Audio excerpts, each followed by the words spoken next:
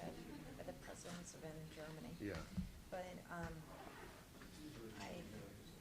seen several people say it was somewhere between 10 and 12. No, you said Yeah, it's a big gap. I thought you had, I thought you had over 12,000. Yeah, I was thinking about 15. Yes. So it depends on how much that area holds, but I'm pretty sure, I think about Yeah. 1,000 plus Yeah. is an accurate number. Well, it was a great event. It's great. You had everyone coming out to Well, we have folks waiting for us on the internet, and our other panelists I expect will be joining us. I know the congressman is on his way. Welcome to our offices here at Judicial Watch in Washington, D.C. I'm Tom Fitton, Judicial Watch's president. And for those of you who don't know, Judicial Watch is a conservative, nonpartisan educational foundation dedicated to transparency, integrity, and accountability in government, politics, and the law. And through our activities, our educational activities, we advocate high standards of ethics and morality in our nation's public life and seek to ensure that political and judicial officials do not abuse the powers entrusted to them by the American people. Welcome. Judicial Watch does not endorse or oppose candidates for public office, so don't ask much. Thank you. Welcome to our presentation. This is on the continuing Obama IRS scandal, and let's get right into it. You know, in my experience, the term BOLO, B-O-L-O, is a law enforcement term short for be on the lookout for criminals and suspects on the run. But for the Obama IRS, BOLO meant literally be on the lookout for citizens groups who might be opposed to the Obama agenda. Here are some of the facts as we know them today. First, we know that the IRS purposely stonewalled the approval of nonprofit applications from Tea Party and other conservative groups that were seeking tax-exempt status. And as CNN disclosed, among the criteria used by IRS officials to flag applications was a be on the lookout list, or a BOLO, which was discontinued in 2012. I don't think that's true anymore, according to the report. The criteria on the BOLO included whether Tea Party, Patriots, or 9/12 Project was referenced in the case file, whether the issues outlined in the application included government spending, government debt, or taxes, whether there was advocating or lobbying to, quote, make America a better place to live, unquote, whether a statement in the case file criticized how the country is being run, and whether it advocated education about the U.S. Constitution and the Bill of Rights. And how bad was the suppression that came from this targeting of the groups promoting these patriotic activities? The suppression was epic. Over the course of 27 months, not a single Tea Party-type organization received tax-exempt status. And I'm not aware of anyone receiving status since the scandal's been disclosed. And this was no political witch hunt, says the IRS, in the face of all evidence to the contrary. And it was not simply a matter of lengthy bureaucratic delays. Conservative groups were subjected to an unprecedented amount of scrutiny, draining both time and resources. So waiting on the bureaucracy was bad enough, but you couldn't do things until you got approval from the bureaucracy. And on top of the Tea Party assault, we've learned conservative groups and activists were audited. We've also learned that the IRS disclosed, contrary to law, confidential taxpayer information to opponents of conservatives and Obama supporters, usually one and the same. And what was the purpose of this all-out assault? Was this simply a case of retribution against enemies? No, this is a much bigger political payback. This was a systematic and concerted effort to squash the Tea Party movement, the most organic and powerful political movement in recent memory during an election season. This was about campaign politics. This is a scandal for the ages. Reports are that nearly 500 groups were targeted. The Obama IRS jihad against conservatives had the effect of suppressing the First Amendment protected activity of virtually the entire Tea Party movement as Obama was seeking re-election. If you want to know how an election is stolen in plain sight, this is how. Why do I believe that Obama knew exactly what his Internal Revenue Service was up to, besides it being in the news for the last 2 years? Because of the record of Stephen T. Miller, the man Obama first hired and now pretended to have fired as acting commissioner of the IRS. Make no mistake about it, when Obama appointed Miller head of the IRS, the president should have known what he was getting. Before becoming acting commissioner, he ran, Miller did, the tax-exempt and government entities division of the IRS, where, according to the IRS's own bio on him, Steve oversaw the administration of tax law related to employee plans, tax-exempt organizations, and various government entities. Perhaps the description should have accurately read, oversaw and undermined the administration of tax law. At Judicial Watch, we know this well because very early on, we were one of the many conservative organizations and Clinton critics at the time that Miller's tax-exempt branch subjected to politically inspired audits. And when Judicial Watch complained about the audit and the cover-up about its political nature, an IRS official told us, for instance, what do you expect when you sue the president? We're also told, when you scrutinize the government's going to scrutinize you. You know, and Miller was one of the IRS officials who oversaw the invasive audit of Judicial Watch. His organization oversaw the invasive audits of other conservatives and critics of Bill Clinton, including the women critics who were alleging assault and other things against him. And he admitted to us that the stonewalling created at least the appearance of a problem. Yet Miller, every time we complained about the audit, Miller's bureaucrats expanded its scope until it covered 7 years' worth of records. So now we find that Miller, despite the record of being a top official partly responsible for the last wave of IRS abuse during the Clinton years, was rewarded by Barack Obama with the top position at the IRS. And given our well-publicized experience with him, it is no surprise to me that Miller was content to allow this illegal IRS harassment of Obama's hit list and the subsequent cover-up. You know, these IRS abuses are one more example of how the Obama administration is off the rails and out of control. To help put this government back on the rails is one of the reasons for our panel today. We will cover all the bases and hear firsthand from the victims of the Obama IRS and learn about the legal and congressional response to this ongoing scandal. Joining me to my immediate right is Jenny Beth Martin, who is the Tea Party Patriots National Coordinator. She holds degrees from Reinhardt College and the University of Georgia. She resides in Georgia with her husband Lee and their 3 children, and she was recently named number 15 in Time Magazine's 100 Most Influential Leaders in the World. To my immediate left is Congressman Jim Jordan, Republican from Ohio. He was raised in Ohio, went to school at the University of Wisconsin, where he's a 2-time college wrestling champion. He earned a master's degree in education. I don't know how you sat through a master's program in education these days, but good for you. From the Ohio State University and a law degree from Capital University in Columbus, Ohio. More importantly, he sits on the House Oversight Committee investigating this, and he also sits on the Judiciary Committee, and that's where articles of impeachments would be considered. I'm just saying that as a matter of fact. Cleta Mitchell, to my far left, is a partner in the Washington, D.C. office of Foley and Lardner and a member of the firm's political law practice with more than 40 years. You don't look like you have 40 years of experience in law, politics, and public policy.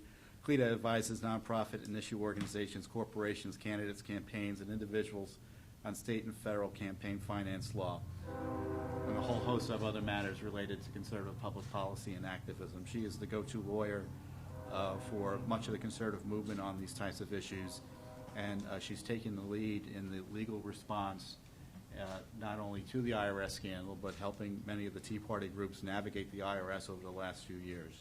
And last but not least is someone else out there on the front lines, specifically on the front lines defending traditional marriage at the ballot box and in the courts, is Brian Brown. Brian co-founded the National Organization for Marriage in 2007 and has served as its president since 2010.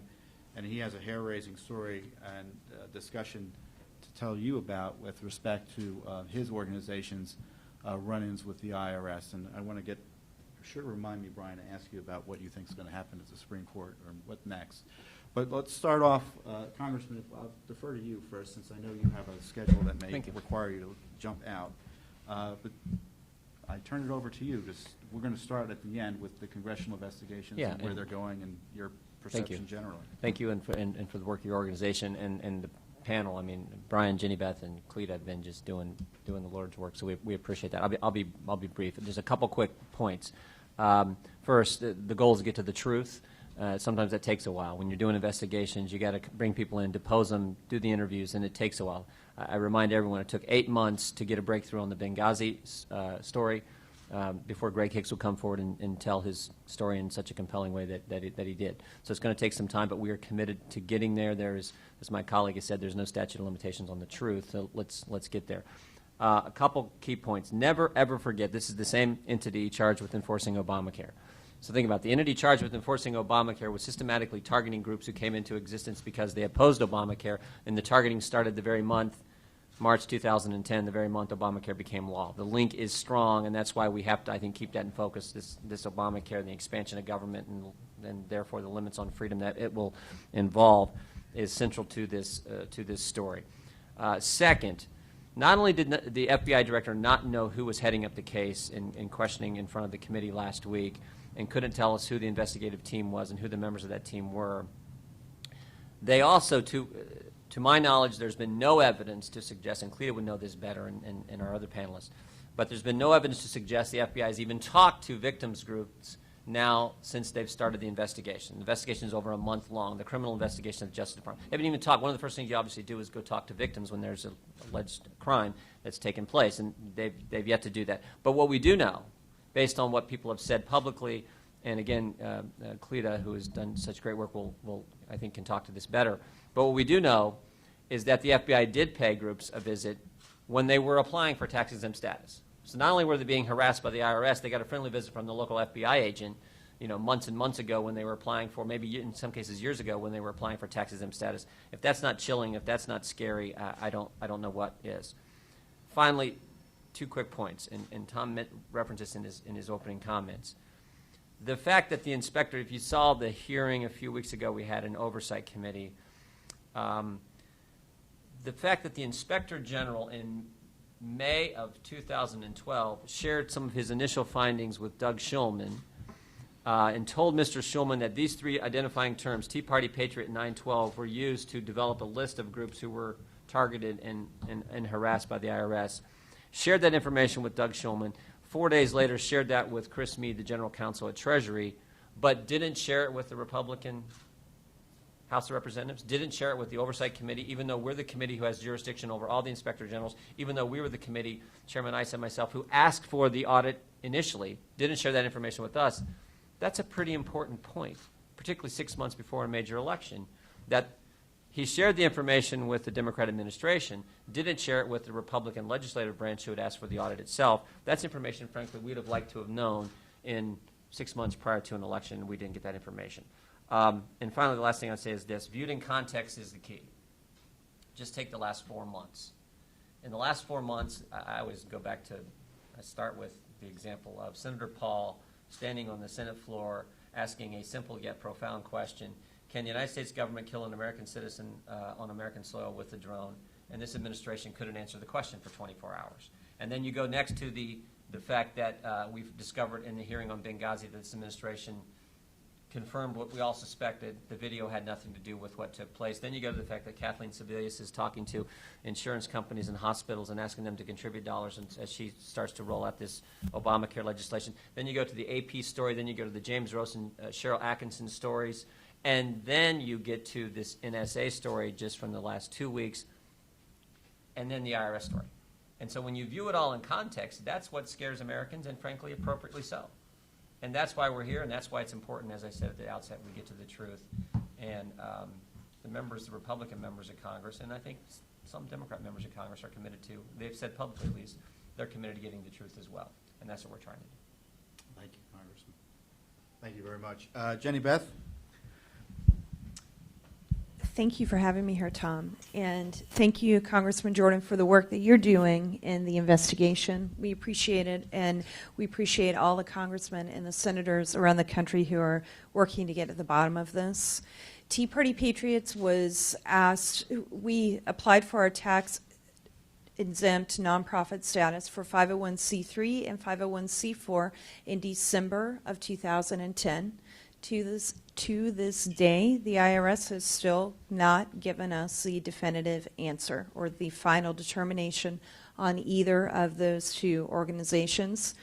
We are C4, we do act as a C4, say we're a C4, and file as a C4. So C4s, you are able to do that and continue to operate as one, but it's good to have that final paperwork, and we don't have it.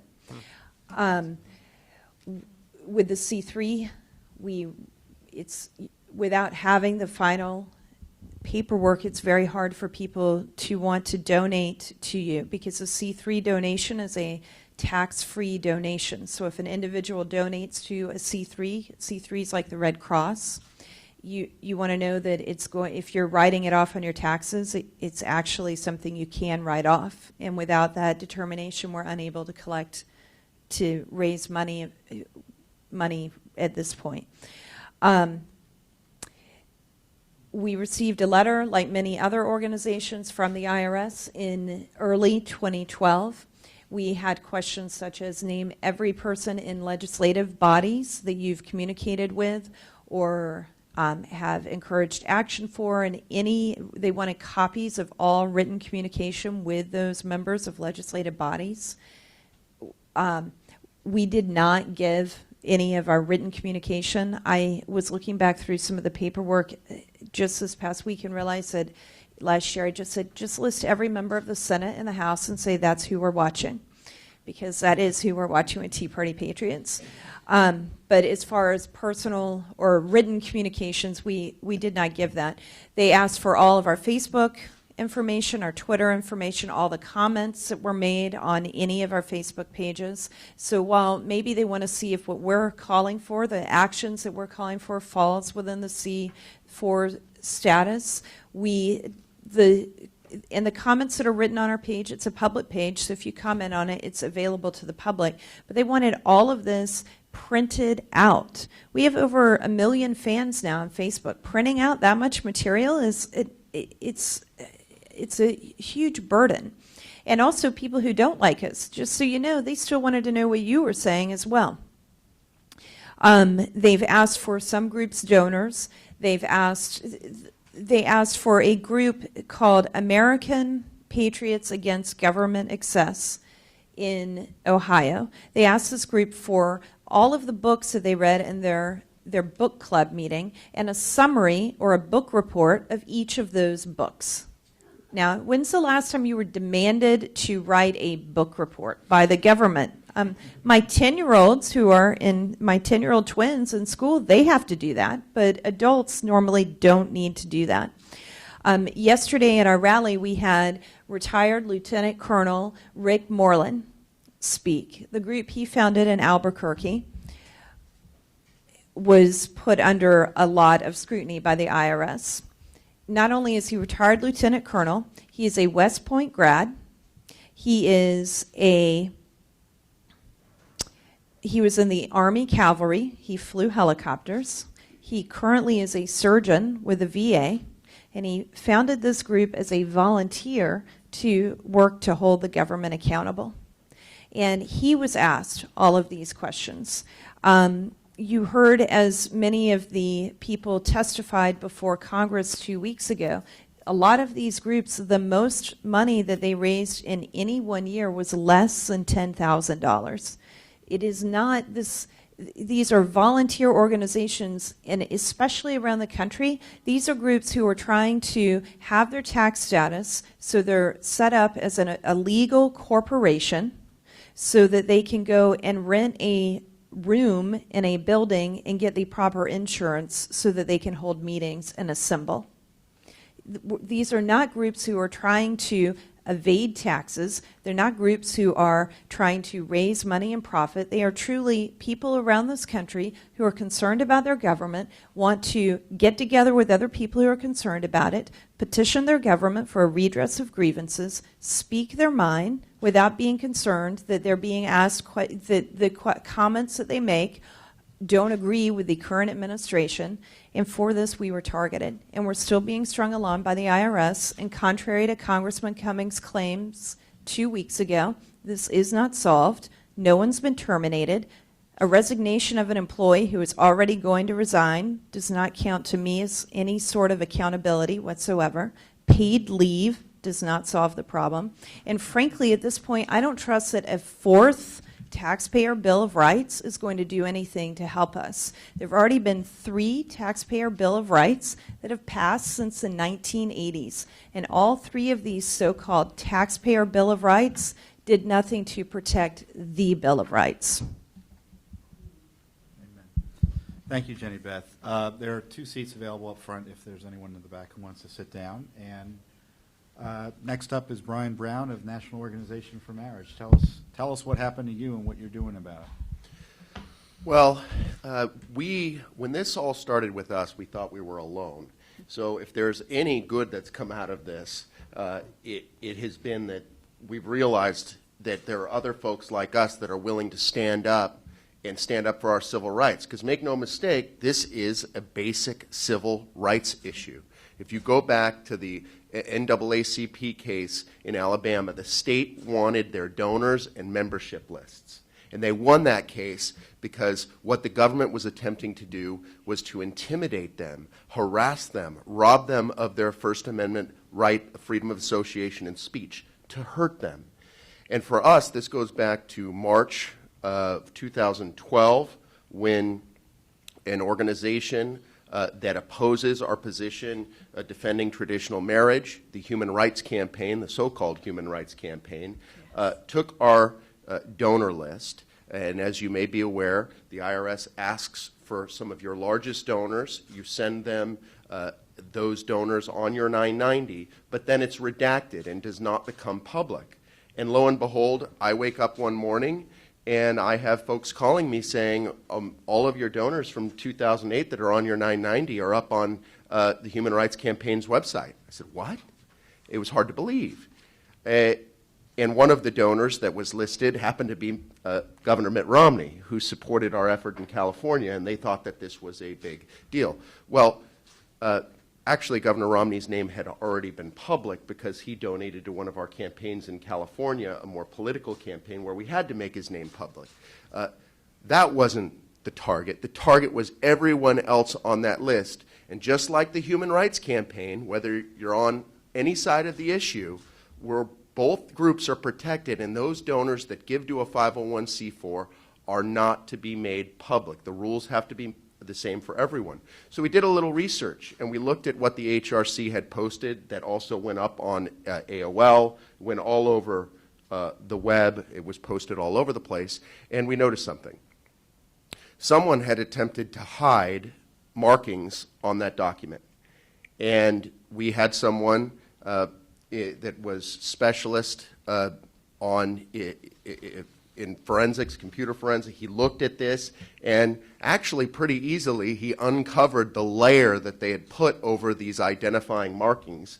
And lo and behold, what were the markings? There were markings I had never seen before, and I submit our 990s. They came directly from the IRS. There was a SMIPS code that it says SMIPS, and then there was a code that the IRS is the only group that has this. We don't have it. So it was very clear that this came directly from the IRS. And understand this, this was one of the articles of impeachment for Richard Nixon. This was a felony, created a felony in 1976. It's a criminal felony punishable by up to 5 years in prison for anyone to take our private tax information and to make it public. So we immediately tried to scream from the mountaintops on what had happened. And to be honest, at the time, I think a number of people didn't believe us. They didn't believe us, and there was not widespread coverage. I will guarantee you, if this had happened to the other side, it would have been a much different reaction.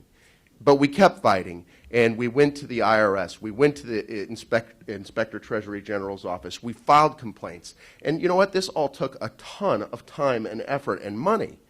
And finally, we actually were questioned from some folks from TIGTA. And what happened after that was nothing. Nothing. We had to do repeated FOIA, Freedom of Information Act requests to TIGTA to find out whether anything had happened, whether anything had been found out, and nothing. In fact, the most recent response from the Treasury Inspector General's office is that the same law that protects R990 from being publicly disclosed also protects the identity of the person who disclosed it. This is insane. So you can commit a felony and no one gets to know about it. No one is punished, and we don't get to learn who did this. This is complete and total political intimidation. It is completely unacceptable, and I will tell you, it has not stopped. We formed a group, CLEDA and a number of folks, to fight for the civil rights of conservative groups and individuals who are targeted in this way, whether it's campaign finance or in issues like the IRS. And guess what? That group has not received its 501c3 or 501c4 letter. C3. C3 letter. C3. Yeah, I'm sorry, the 501c3 letter. We also haven't received it for another group. But so to this day, and it's been over, I don't know, 15 months now, we still have not, so it is continuing. And now the precedent being set by the IRS, we're now finding that states like California are requesting the unredacted 990. I don't know what law gives the state of California the right to get that information, but I'll tell you this, we're not going to give it to them because the government has not shown itself able to protect our folks. Why is this so important to us? Well, first of all, we have the rule of law that's at stake. You cannot treat one organization differently. And where is the ACLU? Where is the ACLU? I don't care if it's a liberal group or a conservative group. I don't care. But if you really believe in civil rights and civil liberties, the ACLU should be the first jumping on this because this goes to our most core freedom, our First Amendment freedom. And I've heard nothing from them. So now states like California are asking for our donor lists. And as we saw, and anyone can read, Heritage Foundation did a piece on this, the price of Proposition 8. Why are we concerned about it also? Because opponents of our position want to attempt to target, intimidate, and harass donors of traditional marriage. Now, many of them are not going to succumb to that.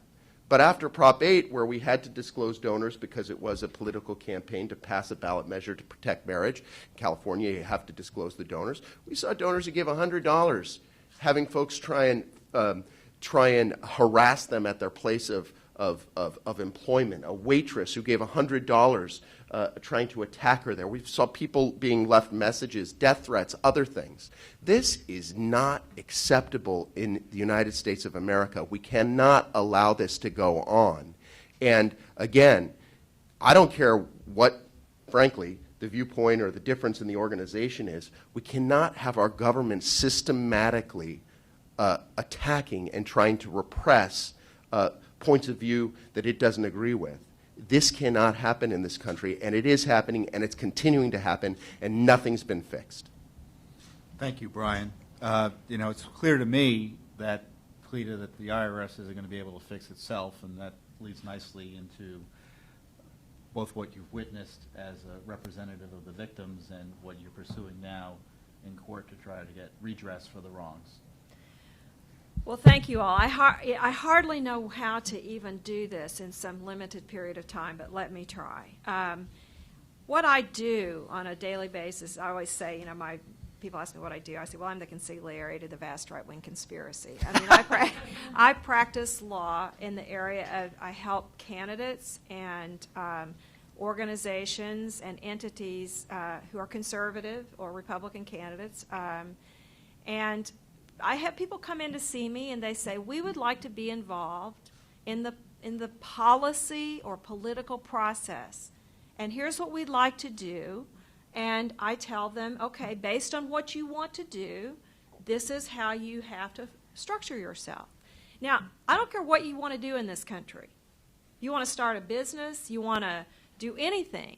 The first thing you have to do, you cannot open a bank account in America.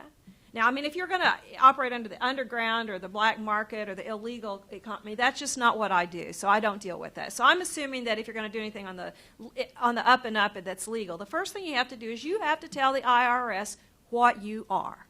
all of us have Social Security numbers. If you don't have a Social Security number, then you have for an artificial entity, like a corporation or an LLC or whatever, you have to tell the IRS what type of artificial entity you are.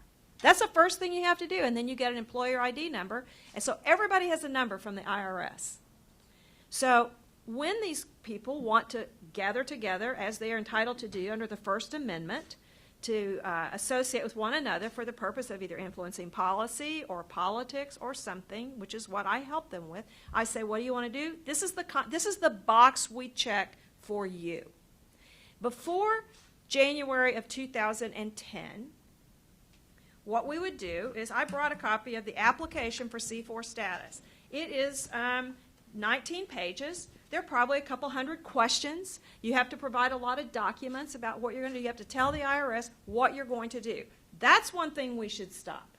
I do not believe that anybody should have to go to the government and ask permission to say, this is what we are. If you're going to be an LLC or a subchapter S corporation, you don't have to ask permission. You just tell the IRS that's what you are. And I think the first thing we have to do is get rid of this Mother May I to the government. That's what started this, and we got to get rid of it. That's one remedy.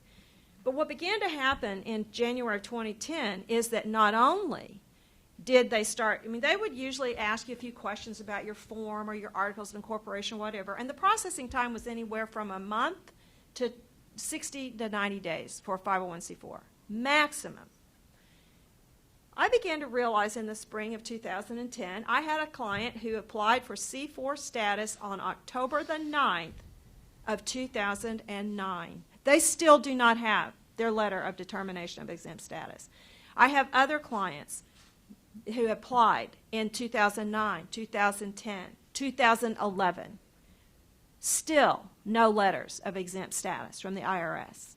And so I began this, this correspondence. I actually would tell these agents, I'm on my third agent with this one client, that organization was I've never dealt with anyone from Cincinnati for that client.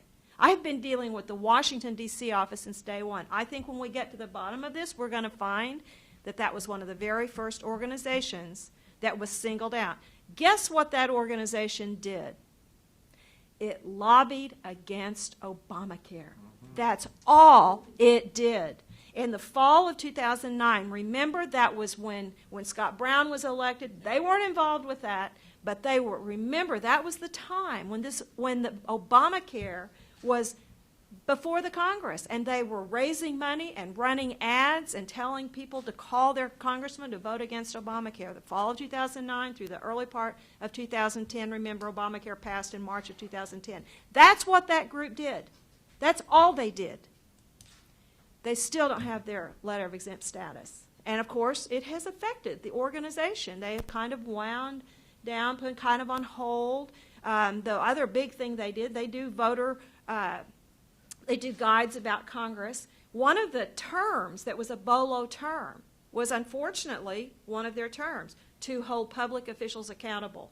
Well, who knew that would get you with a big target on your face if you said you want to hold public officials accountable? They do scorecards on conservative issues about members of Congress. They lobbied for extension of the Bush tax cuts. So, I have had correspondence. I've been on my third agent. I've had a lot of conversations about that one client with the IRS in Washington. And, I told them, I said, I've started calling you guys my parole officer because I check in with you once a month. But it doesn't do any good. I was told 3 weeks ago, you will have your letter in 2 weeks. I was told that 3 weeks ago. So my point is, Brian's point is very, very important. This isn't in the past tense. This is still ongoing.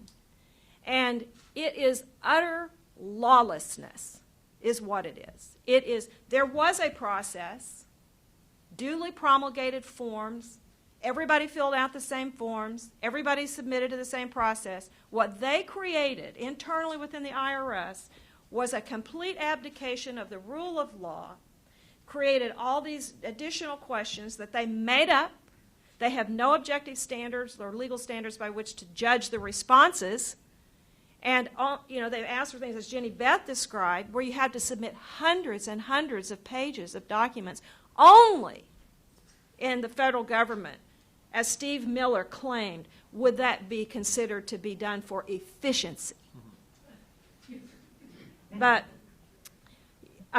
when Lois Lerner issued her letter on May the 10th, I was outraged because I knew that Jim Jordan, a year ago March, had asked the IRS commissioner in public testimony before the Congress, are you targeting conservative groups? Because he had seen the letters. Other members of Congress had seen the letters that went out to hundreds and hundreds of Tea Party groups and conservative groups a year ago, February, March.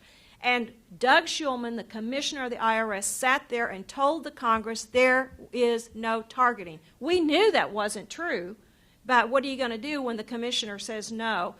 These congressmen asked for a TIGTA investigation. They knew, and they have admitted they knew in May of 2012 that the testimony given by the IRS commissioner to the people's elected representatives barely 6 weeks before was false. Ask Roger Clemens what happens to you when you lie to Congress. Why is he not indicted? Why is Stephen Miller not indicted? But of course, the FBI would have to investigate. But when I wrote a letter the same day Lois Lerner set up that ham-handed, quote, apology. I wrote a letter that day and said, do not issue an apology. Issue my client's letters of determination of exempt status. Your apology is worthless. We want our letters. I can tell you lots of reasons why you need those letters. But the bottom line is we have now, through Act Right Legal Foundation, which is the organization that Brian described, which is a conservative public interest law firm, we have filed suit on behalf of True the Vote, which applied for its 501c3 status in July of 2010. Still doesn't have it. And we filed suit in federal district court in Washington, D.C., which you're required to do because we are seeking, there's a provision under the law, if you haven't gotten your C3 status after 270 days, then you can go to court in Washington and sue to ask the court to issue your letter of exempt status. That is not available to a 501c4. The only remedy, all of our Tea Party groups have been a lot better off if they just denied it. Then you can go to court and challenge it. But we're in legal limbo with 501c4s. Right. So we have filed suit. We're getting ready to file suit on behalf of the National Organization for Marriage for the unlawful release of its confidential donor information, which we know came from within the IRS. And Brian's point here is really well worth understanding. There is a statute that was passed after Watergate that protects taxpayers from the unlawful release of their confidential information. The IRS is using that statute to keep from having to tell the taxpayer what they've been doing with the taxpayer's information. They have taken 6103 of the tax code and turned it completely upside down. And so look, I mean, there is so much that we have to do. There's much that Congress has to do. There is much that we have to do as citizens through the litigation. You know, one of the things I worry about is the fact that the federal government, it's hard to sue the federal government, and they fight us with our money. And so it's going to take some resources to be able to fight back and to get to the bottom of this story. But there is a lawlessness which has become pervasive in this government. It is why I'm a conservative, because I decided some 25 years ago that a government big enough to take care of all of us is big enough to destroy any one of us any time it decides to do that. And I think the American people kind of know that. And some of the stories that Jenny Beth is receiving, she's the mother hen of the entire Tea Party conservative movement. And the stories that are coming to Jenny Beth are hair-curling.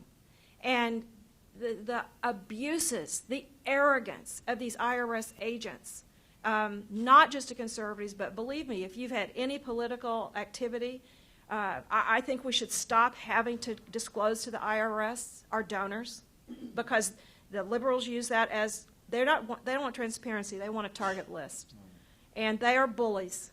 They are bullies, and they are bullying the American people. They bully conservatives, and we are not going to stop until we stop it. Thank you. Amen. Well done.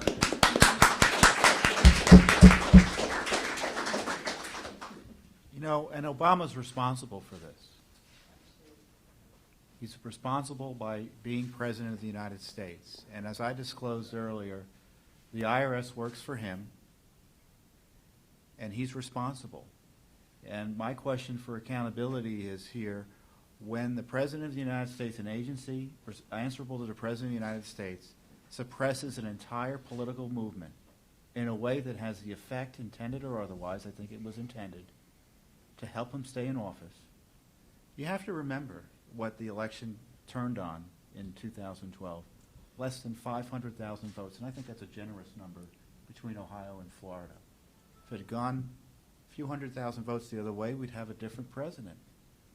And I know from my experience in talking to entities, they weren't involved in elections per se, but I know, and you know this, Jenny Beth and Cleta and Brian, that these organizations were not active, either active at all or severely restricted in their activities as a result of this IRS pressure.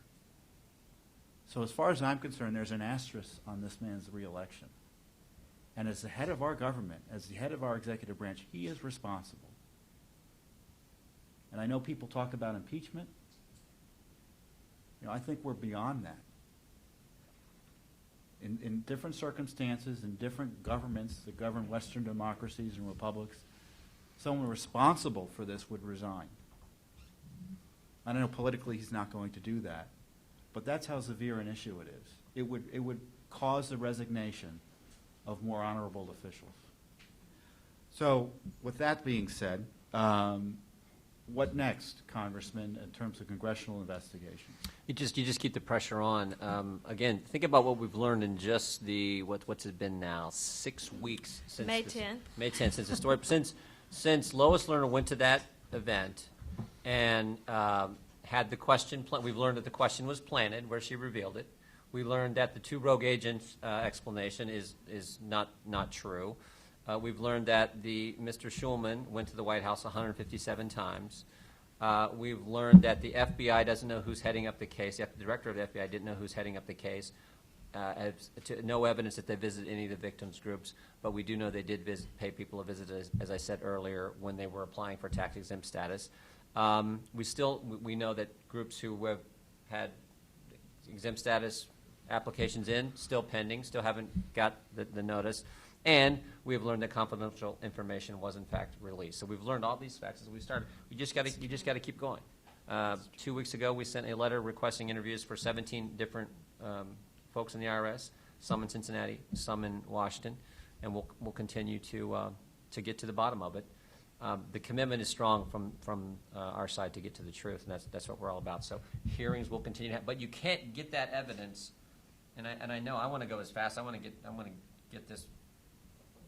get to a remedy and hold people accountable as quickly as possible. But you can't until you bring people in and talk to them. And remember, the Inspector General's report, I mean, what Tom just talked about is not only were conservative groups in this kind of legal limbo status, and that maybe prevented them from doing as much as they want, they didn't know that if they'd have known they were officially being targeted, talk about a motivating factor in an election, that would have been huge. And yet, the Inspector General didn't share that information. We also have learned that the Inspector General, when doing the audit, had Holly Paz, who was central to this whole scandal, she sat in on almost every single interview he did. So when you're trying to get the truth, I mean, Cleta knows this, you don't have the boss sitting in with the person you're asking questions. You do those kind of things separate when you're trying to get to the truth. They didn't do that. So we've learned those kind of things in some of the depositions and the hearings. We just got to keep going.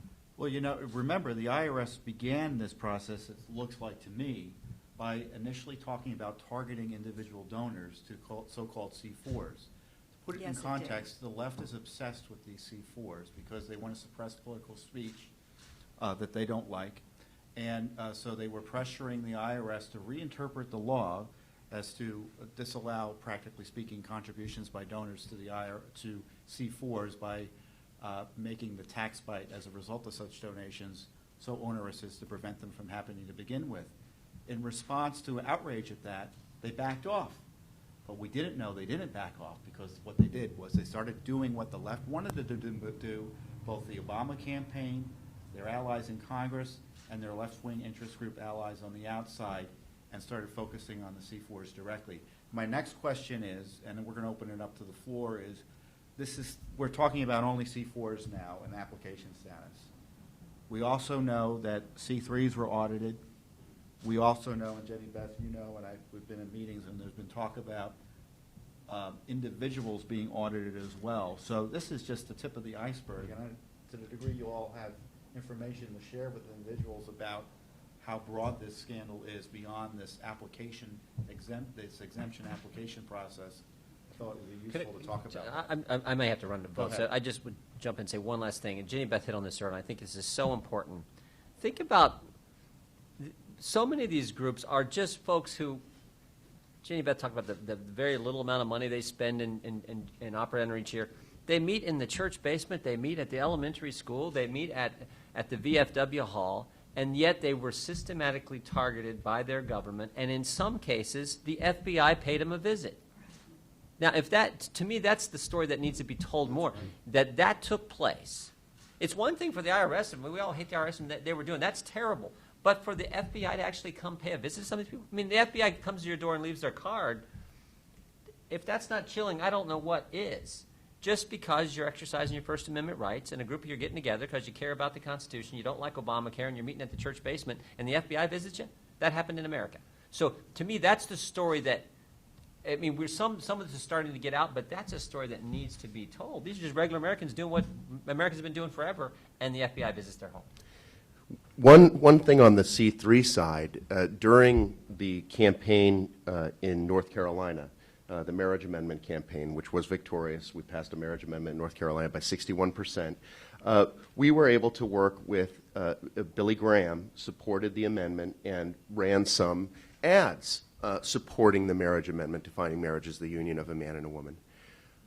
Lo and behold, a month later, 2 letters arrive.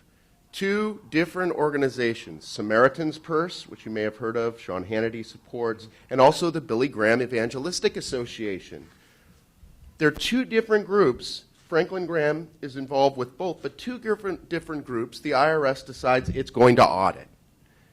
There are too many examples like this for it to just be random coincidence. Why would both of those groups be subject to an audit? Did they find anything? No.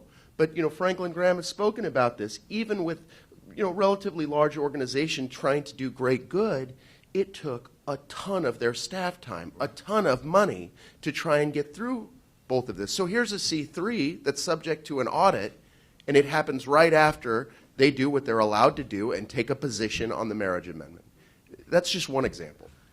Just before you go, Jenny Beth, I want to say thank you to Congressman Jordan. I know you have to leave. I don't want to make it awkward before you leave in the middle of a presentation. But thank you for your help and support here. Good luck. Thank you very much.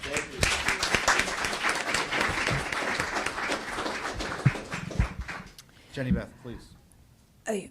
One person, he did not have a personal audit, but he was targeted by the IRS by name in these questions. There was a person from Ohio named Justin Bennick Thomas, and he, in one of the questions that the IRS sent last year, and the forms, the letters that they sent asking for all these additional questions, they sent Liberty Township Tea Party group in Ohio a questionnaire or the letter asking who is Justin Bennick Thomas and how is he associated with your group. Well, at the time, Justin was not even associated with that group and had actually the IRS is how they're associated. He hadn't even done anything for that group. And it's the only place where his name came up, and to this day, he still doesn't know why they asked about him personally. And it's the same provision I'm sure that both of you have mentioned, and that is that the IRS says, well, we can't tell you because they can't tell him about it because it violates somebody else's privacy. So he can't find out who asked about him, why they asked about him, and why his name was how his name ever came into the IRS's radar, because it would violate somebody else's privacy. But they were okay violating his privacy to ask about him. There's George Brunman, who is also from Ohio. He was personally audited, And his wife is the treasurer of their local Tea Party group. They went through a personal audit. There is a person in Texas who I'm not sure if I'm at liberty to give their name or not, so I won't, to err on the safe side. But the IRS showed up for a personal audit at their house, and the first point of contact for this audit was not a phone call or a letter from the IRS, but a knock on their front door. And the IRS has the ability to seize property, garnish wages, levy bank accounts, and imprison people. Now imagine how you would feel if an IRS agent shows up at your house and the very first point of contact is not a letter or a phone call, but a knock on the door. And this particular group was associated with both Tea Party Patriots, or this person had done things with both Tea Party Patriots and with True the Vote.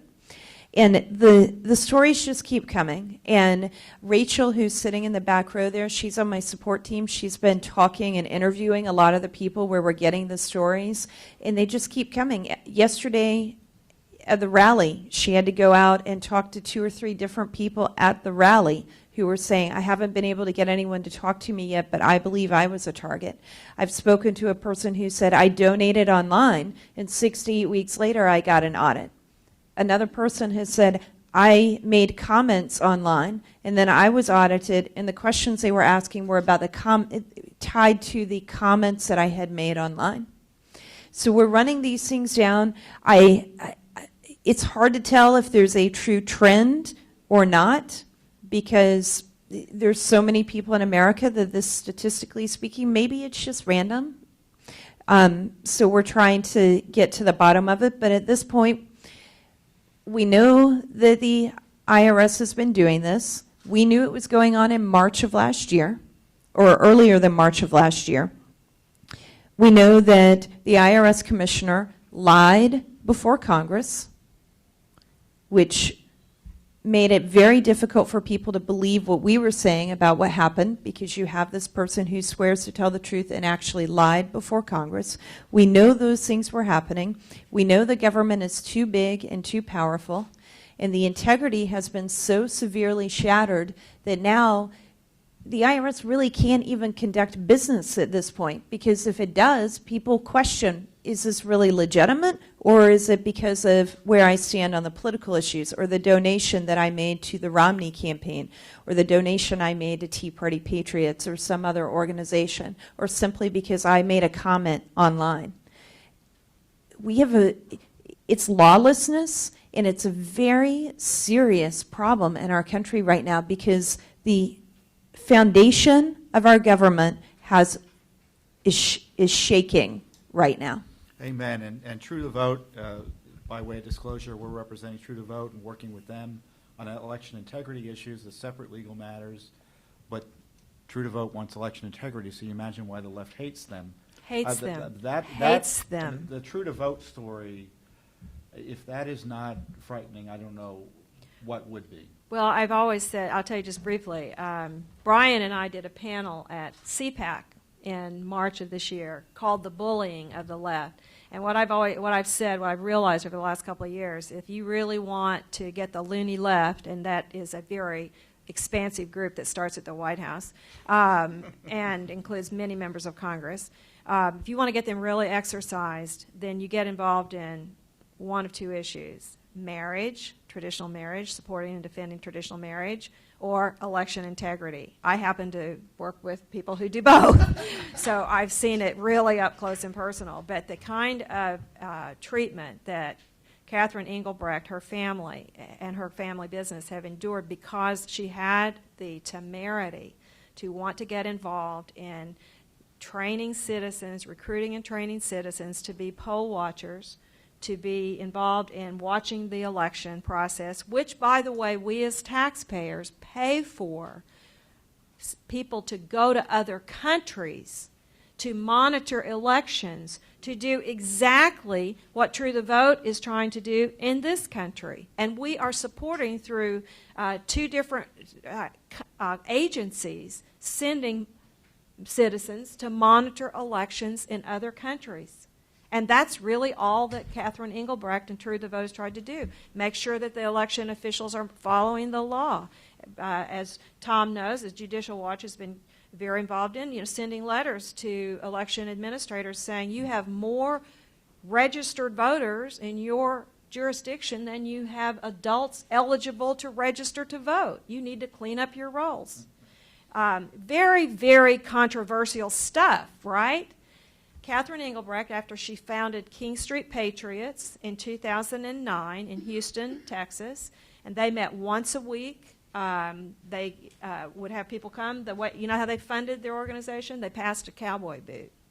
That's how they funded themselves, with just donations that people would put into the cowboy boot as it went around. It is Texas. And then they started a separate offshoot, which is this 501c3 of True the Vote. Neither of them had their C3 or their C4 status yet. And Catherine Engelbrecht, after she filed for her applications for exempt status for these two groups, she was visited by the FBI on multiple occasions, asking, well, who comes to your meetings? What do you talk about there? Can we come? We want to monitor your meetings. She had a surprise visit from the Bureau of Alcohol, Tobacco, and Firearms at her family company. She and her husband have had a small manufacturing company for 20 years. They have a license to manufacture a certain kind of firearm. They've never actually utilized it. They've never manufactured that. They've had not one but two visits from the Bureau of Alcohol, Tobacco, and Firearms. They've been visited by OSHA. The OSHA inspector who came said, I don't know why we're here. We were just told to come here. We want to know who told them to come there. They have had they've had their personal tax returns audited, their company audited, and as Jenny Beth described, the IRS agents showed up. They went out to their home. They counted the head of cattle that they had mentioned about their farm. I mean, and I know of another group that I just learned about 2 weeks ago from Florida, where they started a 912 group. They applied for tax-exempt status, and one of the leaders got a local small video company to prepare a video that they posted on the website. I don't know what the video was about, but it's something about, in support of their 912 organization. The FBI visited them twice, not once but twice. They wanted to come into their offices and look around. And the first time the landlord said no, the next time he let them in. People are afraid of the FBI. And the small video company that did the video that was posted online, IRS audit. So we can say this is all coincidental. Jenny Beth has sent me two stories just in the last 24 hours that are just hair-curling about things that the IRS has done to people. One has just happened in the last month.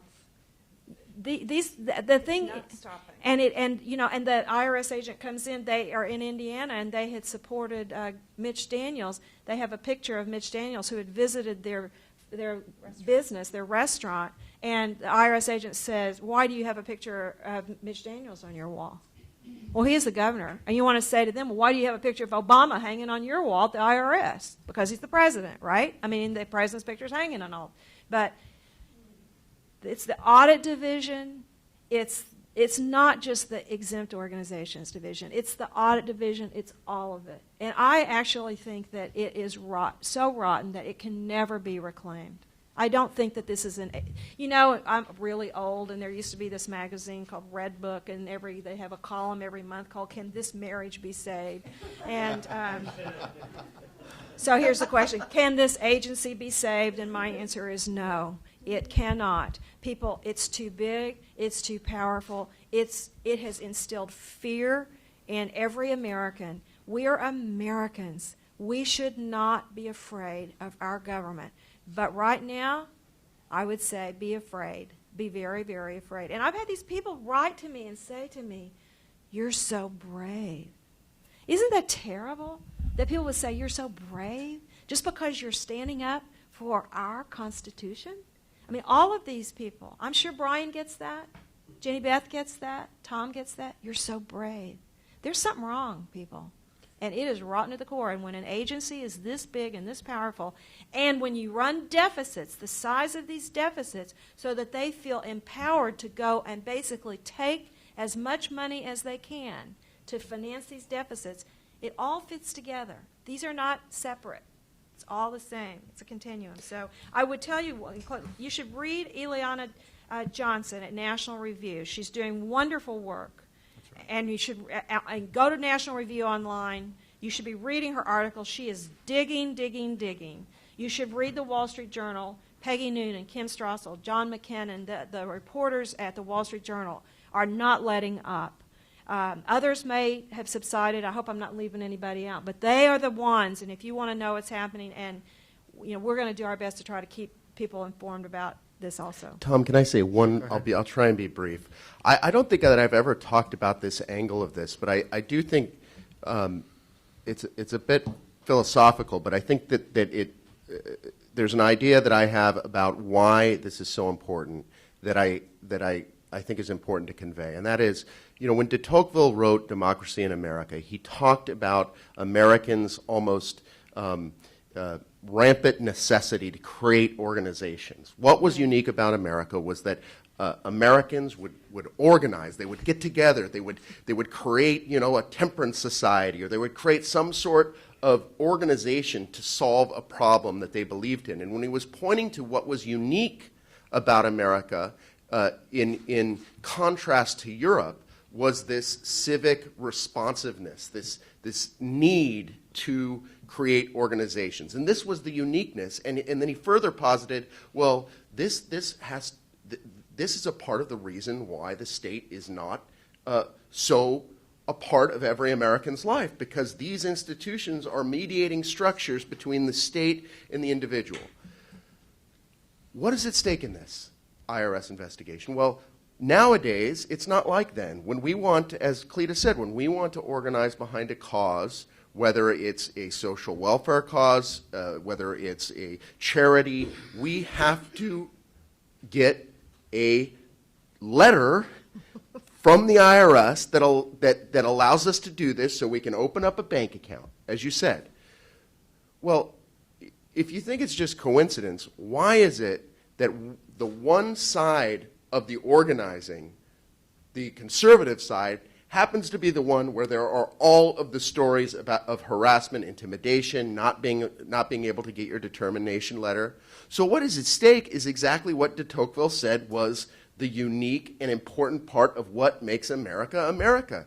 Can we organize freely with one another to advance causes we believe in without the state coming in and trying to push or make it more difficult for those mediating structures to do what they do? And I think that's something that even folks on the left, even liberals that may disagree with our politics, can understand what's at stake. Because if the government can do this to us now, if an administration changes, God forbid that you would have a Republican administration doing this to the left.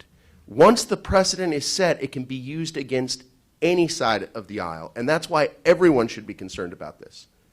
Well, this reminds me how much I dislike the Bush administration. I remember, during the audit of Judicial Watch, they had made these outrageous demands of Judicial Watch, and we sued and we fought back aggressively. And they said, well, I'll tell you what, we'll wait till the Bush administration audit you. We're like, oh, fine, maybe there'll be more common sense there. We hadn't sued Bush yet.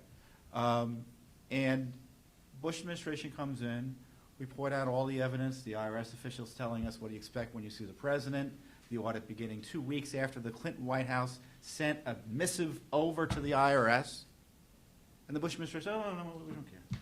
So the audit will continue, and we were audited for 7 years, not under the Clinton administration, but under the Bush administration.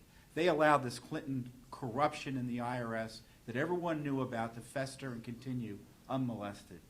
And Stephen Miller, as I pointed out, who was one of the architects, in my view, of what was going on in the Clinton IRS, elevated during the Bush years. And then Obama picked him up to make him acting IRS commissioner. So, the question I have, and I think the concern we need to pressure, is that the Republicans who now are very much concerned about this really follow through in a way that is impactful, as opposed to just what politicians of both parties like to do when it comes to corruption that they associate with the other political party, is complain about it in a way only is to make political points as opposed to make structural changes, as Cleta's suggestion, and I know Jenny Beth strongly supports. So that ought to be one of our focuses. Now let's open it up to the audience. I think we have a microphone available. We have an extra one up here that we'll pass around if there are any quick questions or comments. Are there any questions or comments? Yes, up front here. Well, my colleague here will hand you the microphone. Thank you. You gotta identify yourself. Jan Tyler, and in 2006 I visited here, and from Denver, where I was just finishing up a term as election commissioner. And someone suggested, I've forgotten the guy's name, that I do a blog, and I thought, oh, I just don't have time to do that.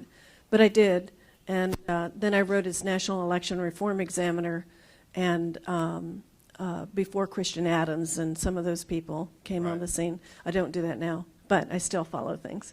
So my question to you is this: what's going to happen, actually?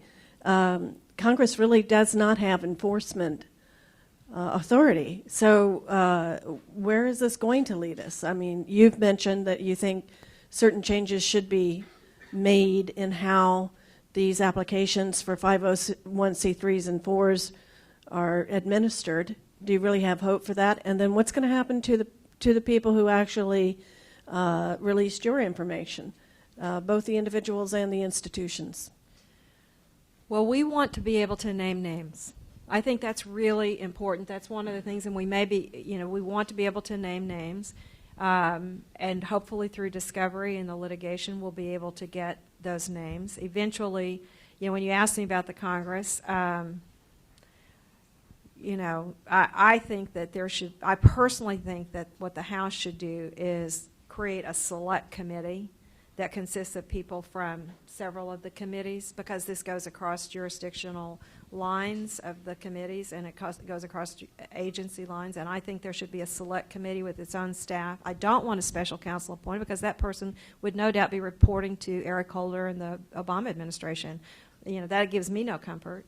But I think that Congress should have a select committee whose job it is to develop this information, and then to do hearings, much like the Watergate hearings, where you actually have people testifying and disclosing. Because when you have these hearings and you get people like Jenny Beth and Brian and others in front of the American people, that's how we educate. But there's so much of this, and it's not just, as I say, it is not just in the exempt organizations unit. It's in the audit division of the IRS. It's all throughout the agency. And I don't know how you solve it unless unless Congress is willing to be very bold. The Republicans need to be very bold, and I think they need to have a bill to abolish the IRS and just jerk it out by the roots and start over.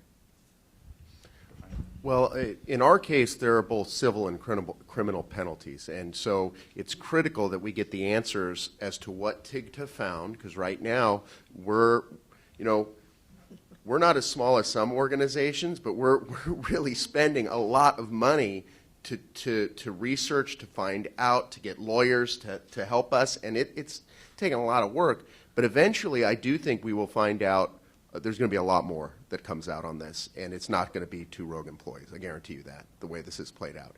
So at that point, there's both civil and criminal penalties. As I said, it's a felony punishable by up to 5 years in prison, and I think $5,000 for each instance of releasing this. We will be filing a lawsuit against the IRS, because that's what we have to do, because what TIGTA isn't getting us the answers we need. Also, the groups that have continued to post the names, they're breaking the law. The potential civil penalties there. We will sue them. But I think the larger question is, and the problem is that we sort of get used to things. I've created a lot of organizations, and you sort of get used to that the way it is just the way it is, and so you're going to file what you need to do because we're law-abiding citizens. We want to follow the law. So if we need to create a political action committee, that's what we create. We talk to Cleta. We try and follow the law in whatever we're going to create. But then something like this happens, and you start to sit and think. And as I said, in the 1800s, would our founders have had to do this? And I'm sitting and thinking, why on earth does the IRS need a list of our largest donors? What is that serving? They're not making it public if you're a social welfare organization or a 501c3. Churches don't have to do that. The NAACP, because of its threats, it didn't have to do that. Why on earth does the IRS have the right to do that at all? And now, as I said, states are starting to ask for your unredacted 990s so they get the name. And I think that Congress has to say no more. There's absolutely no reason that the IRS should be getting our donor names, and I think that you're going to have people that maybe commit some acts of civil disobedience and say that given the track record here of releasing our names, and we're not alone, the more that this has come out, I talked to a group in Texas where their donors were put forward. This is happening more often than I would ever expect. I mean, this should be sacrosanct, that they would never let this out. I don't think that groups should not give them those names until Congress acts and stops them from having the ability to take it in your 990. That shouldn't be happening. So I think there's a lot of different. I agree. I mean, there's the full answer that the IRS shouldn't. You abolish the IRS answer, but I do think that there are also intermediate steps that have to be taken to solve the problems that we're facing right now. The left doesn't believe in these mediating institutions, in my view. And as the head of a nonprofit, and Cleta, I know you see this through your legal work, there's a myriad host of regulations and rules designed to suppress the activity of independent grassroots organizations. If you knew what our donor dollars have to go to do in order just to have us operate in terms of regulatory compliance, you would be astonished. And the left is perfectly happy to have this activity going on. The idea that the left is nervous about this, no. And unleashing these dogs, everyone thinks, well, the left will be worried if a Republican administration comes in, and no, they don't care, because they hold the leash no matter who's running the offices.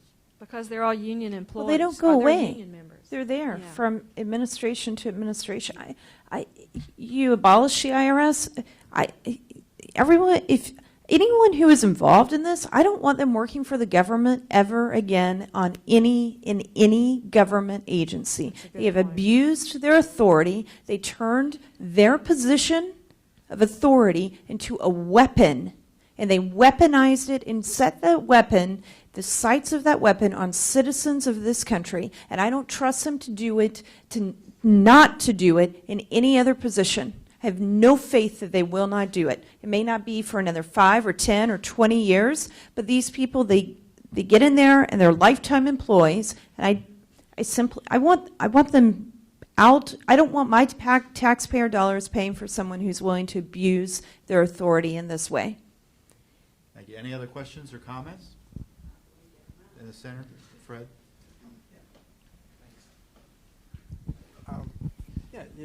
You'd mentioned. Fred, could you identify? Yeah, yourself? I'm sorry. Fred Lucas with CNSNews.com. You mentioned earlier, talked about President Obama possibly having awareness about this. We do know it has gone to the White House doorstep in the sense that the White House counsel's known about it. How certain are you that the president might or seems to have some kind of information regarding this? At Tea Party Patriots, it's why we want an investigation. I don't know how far up it goes and who all was involved, and I won't speculate as to who was involved. I want investigations. I want names. I want to know why it started, who started it, and everyone that was involved. And if it is outside of this one agency, I want to know who did it in all of the agencies. And frankly, I want to know why the FBI isn't actually reaching out to any of the victims. If they're actually investigating this, then when I asked the Tea Party groups around the country, they've all told me none of them who I've spoken with have been contacted by the FBI for an investigation. I want to know I won't speculate. I want facts to prove who is and isn't involved. One thing that I would say about that, if you've read Kim Strassel's pieces, she's now written 3 pieces in the Wall Street Journal in which she outlines how we may never find a direct conversation between the president and the IRS, although Doug Shulman was at the White House, 157 times. IRS commissioner. The IRS commissioner was there. But what we do know is that the president himself, over and over and over again, has demonized the Tea Party, has demonized certain donors to conservative groups by name. We know that the White House economic advisor spoke about the tax information, confidential tax information about Koch Industries. Now, how did he know that? How did he know that information? No explanation has been given for that. They have asked, the Koch Industries has FOIA'd to find out about how their confidential tax information made its way to the White House economic advisor, who in a press call with reporters talked about it. And guess what they've been told? They've been told the same thing NOM has been told. We can't give you that information under 26 U.S.C. Section 6103 because that information is confidential. Well, they're protecting the confidentiality of who the IRS employees are who violated the taxpayers' confidentiality. If that's not Orwellian, I don't know what is. It turns 6103 completely on its head. So, but I do think that clearly there were public calls by people very close to the president, and including the president, to mistreat, to bully, to do bad things to rid us of these pesky conservatives, these pesky Tea Party people, and anyone who would contribute to them. So that's been, but you know, and this is a little like Brian, this is a little bit philosophical, but I want you to think about the campuses of America. I want you to think about big corporations who are bullied by the Human Rights Campaign to say, if you don't do X, Y, or Z, if you don't support gay marriage, then we're going to say bad things about you. You think about everything big in America. I mean, it is so politically correct. Why would we expect big government and the people who work in it to think anything of bullying and harassing conservatives? We see it every day in every part of American life.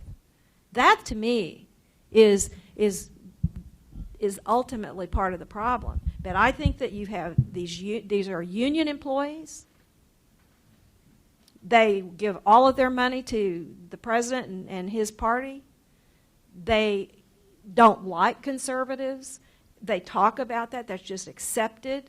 So why are we surprised that when they get power that they would use it in a way that is negative or detrimental to people that they think is perfectly appropriate to think ill of?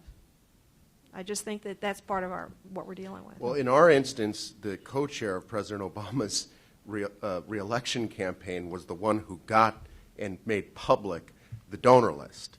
So again, does that mean President Obama knew? No, it doesn't necessarily, but it doesn't look good. And at this point, that same group, the Human Rights Campaign, refuses to answer any questions on where they got the document, when they got the document, how they got the document. So this is why, as I agree, we have to have these answers. People have to be subpoenaed. This is a felony, and at this point, I know Congress is having hearings, but the FBI is visiting Tea Party folks, but the FBI is not visiting the Human Rights Campaign, which somehow, we already know, republished confidential tax information, and they're thinking that it's just fine to tell reporters, well, we're just not going to answer your questions. At this point, I'm pretty certain that they have not been visited by the FBI, that they have not answered any of the questions that would get us to the answers we need. They could pretty much answer it because they're the ones who got the document and posted it. That is something I wanted to ask about, because there seems to be sort of a pattern with both the FBI not talking to the victims and also the IG, in your case, not really following up since they talked to you that one particular time. Is there a sort of a pattern there in terms of sort of maybe whitewashing this? We need independent investigations. I mean, the FBI will do something, will complain, they'll do something more. The Justice Department will do something or pretend to do something. Congress will do something. But you have to remember, that's a political process. The congressional investigation is a political process. We need independent investigations done by entities like through Cleta's lawsuits. We're doing Freedom of Information Act requests or considering more direct lawsuits. We need the media to be on this in ways that they haven't been with Obama scandals. Thankfully, there's a new conservative media out there that can fill in the oversight gap there. We cannot rely on Congress to solve this, and they will get some facts and good information out, I know. But in the end, just remember how this scandal erupted. Congress was asking questions, and they were stonewalled without too much work by the Obama administration, and frankly, they just stood there as it happened.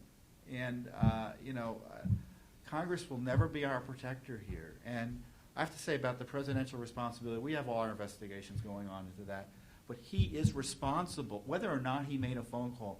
He runs our federal government. He is responsible in the end. Yes. And as I said earlier, the buck stops with him, whether or not he made a phone call. Even if he's completely innocent, he managed a bureaucracy that did this to his political opponents in a way that is without compare with previous presidential administrations. The IRS has never been abused in this way before. Never. Nixon, Kennedy, Roosevelt.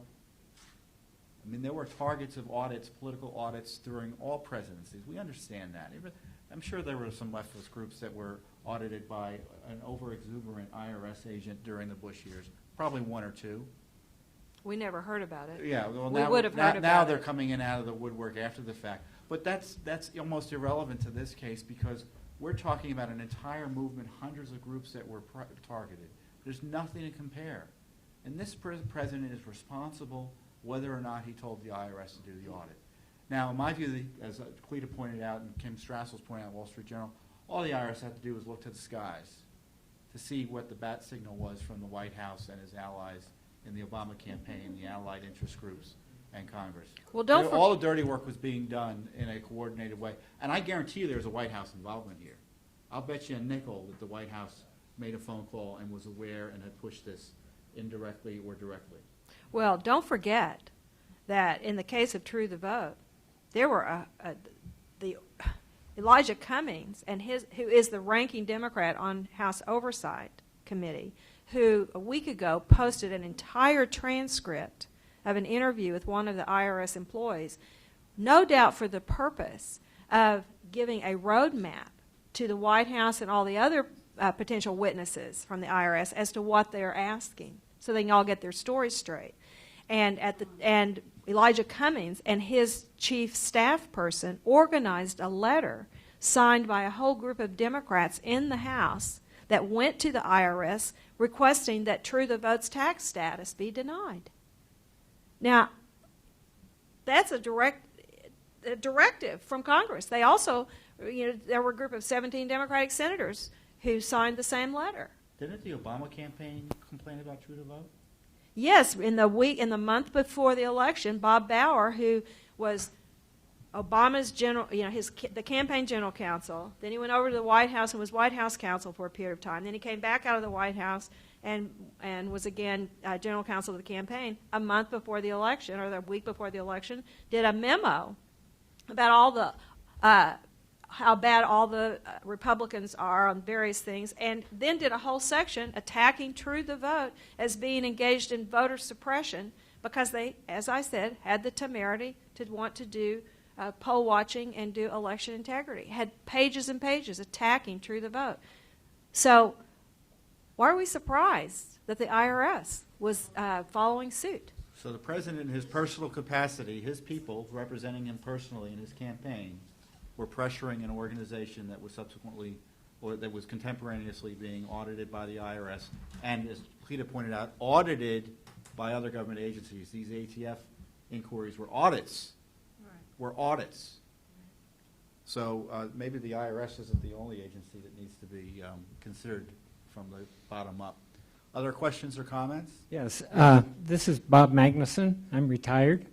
About the Supreme Court decision on marriage coming up, is there any hope, and what are the ramifications if it does pass? I wanted to ask Bob that anyway, so a little bit change of pace. Go ahead. Well, I have to say, I mean, do not buy the media spin of the inevitability of same-sex marriage.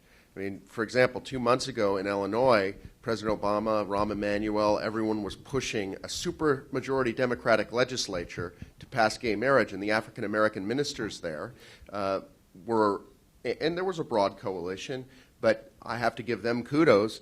They were able to stop the bill by putting pressure and working together with African-American Democratic legislators. So that same spin that this is inevitable, even though the overwhelming majority of states have voted to protect marriage as the union of a man and a woman, most recently in North Carolina, is also being spun at the Supreme Court. Listen to what the lawyers are saying, though, for the folks who brought the suit against Prop 8, Ted Olson and David Boies. A year ago, they were saying, we're going to win this whole thing. We're going to win it. We're going to have the Roe v. Wade on marriage. There's going to be gay marriage throughout the whole country. Doesn't matter that people voted on this. We're going to get the court to do it. What are they saying now? They're not saying that now. They're not predicting victory. They're trying to lower the bar. And that's because, I believe I'm cautiously optimistic. I think we're going to win. I don't think that Justice Kennedy and the rest of the court are going to want to launch another culture war with the court short-circuiting the democratic process as it did in Roe. Remember, in the Roe decision, a lot of people claim once the Supreme Court stepped in, the debate would be over. How's that worked out? It has not worked out. And the justices have talked about this.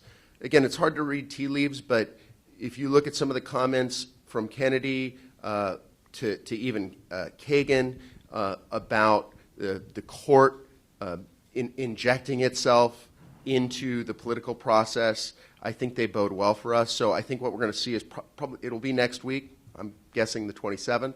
We'll get a decision, and I'm hopeful that we'll win both the Proposition 8 case and the case on DOMA. That won't be the end of it, but it will allow us to fight another day. It will stop a Roe v. Wade on marriage, and we'll be back in the states. They will almost immediately launch a further legal strategy, which will be to attack DOMA. So the fight will not go away, but I will tell you this.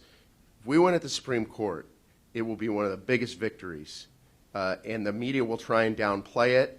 As I said, the other side is already trying to lower the bar, but this would be like the pro-life movement winning on Roe. It will be a massive setback for the other side, regardless of how they try and spin it. So that's what I think will happen. Okay, Brian. Thank you. Jenny Beth, can you, well, first of all, everyone here is available. I want to get the internet sites out, so Cleta, where can people find out about the lawsuits? We have Act Right Legal Foundation has put together a page called the IRS Litigation Fund.org, and that's at the Act Right Legal the Act Right Legal Foundation.org site has a page, and we're actually redoing it even as we speak, so that we can have constant updates on on all the various lawsuits. And we're trying to make some laws so that groups like other groups can possibly come in and file suit too. Good. Brian, where can folks reach you? Nationformarriage.org. They could reach me. The website's nationformarriage.org, but bbrown@nationformarriage.org. We'll say one thing. If you have any other examples of IRS abuse, I know there are a bunch of groups you can go to, but send them to me too, because the more information we have, the better we're going to be, and we need to, and I'll get them to the other folks working on this issue. It's amazing how many people are coming up and saying they've been through this. This is not isolated. Jenny Beth. TeaPartyPatriots.org, and if anyone's watching online, if exactly what he said, if you know of any other government abuse, let us know. There's a place from our website you can go to report IRS abuse or any other government agency abuse.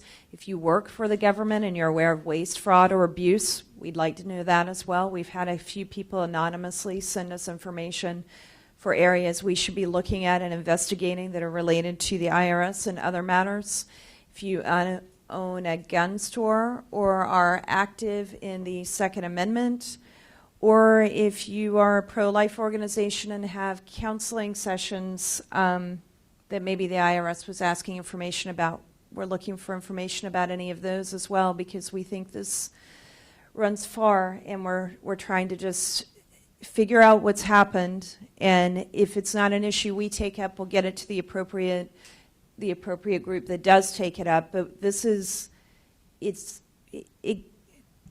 bad. So let us know, and we'll do what we can to help. And if you're willing to go forward and you want to be able to get your story out, we do all that we can to help those people get their story out as well. Well, thank you. And Obama has set so many fires on the horizon. It's often difficult to figure out where to run to, and I'm sure now that he set this fire on the horizon, others will be set to help distract us. But this is a real big one. And Judicial Watch, our work is uncovering and prosecuting government corruption, and this is about as bad as it gets. This is probably one of the top 5, certainly, of the 100 or so Obama scandals. But this is a top 5 in terms of the last century, as I point out, in terms of the history of the IRS. This is the worst the IRS has ever been abused by any administration. The worst. Worse than Nixon. So thank you very much for your time and attention and participation in our panel today. And I want to commend to you to follow all the panelists here, including Jim Jordan, who, but I didn't mention this in the intro. Jim Jordan's one of these congressmen who isn't liked by other Republican establishment types because he shares our views on a lot of key issues. So he certainly is a brave heart as well. But between Cleta, Jenny Beth, and Brian, and we're talking about folks who are on the front lines doing work at great personal cost and expense, and often unheralded for the work they do on behalf of our great nation. So I want to thank them for educating us about this ongoing Obama IRS scandal. Thank you very much.